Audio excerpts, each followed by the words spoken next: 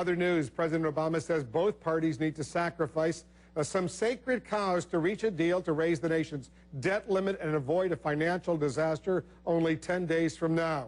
But some members of his own party say he's willing to give way too much on entitlements, Social Security, Medicare.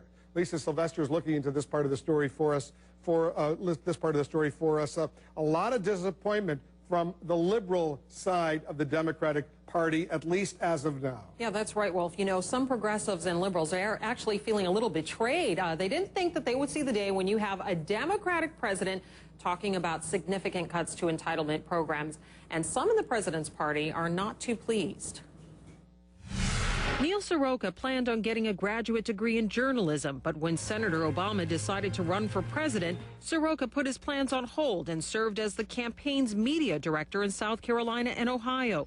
But as big of an Obama fan as he is prepared to not lift a finger to help the president get reelected if the White House backs cuts to Medicare, Medicaid, or Social Security.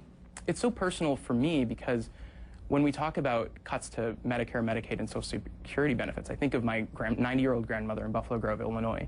She lives on Social Security, and any cut to that Social Security check or any rise in her Medicare premiums, that's a direct cut to her, to what she needs to live on. You know, it's 101 degrees right now. That means that she's going to be forced to pay more, or pay more with less. And that's the last thing we need to be doing in economic times like these. Soroka now works for the Progressive Change Campaign Committee, a group that delivered to the Obama campaign office 200,000 pledges from former supporters saying, if you touch social programs, we're out. But entitlements are still on the table. Many liberals and Democrats feel President Obama is giving away their sacred cows while not insisting Republicans concede on tax increases. Unfortunately or fortunately, you're going to need Democratic votes to pull a deal together. And to leave us on the sideline, I think, is fiscally not smart and politically not a very wise move. A new CNN ORC poll shows 54% of people disapprove of the way Obama is handling his job as president. 13% of those believe the president is not liberal enough. The president says he's still pushing for tax increases as part of the shared sacrifice, and the best deal may be a deal that leaves no one satisfied.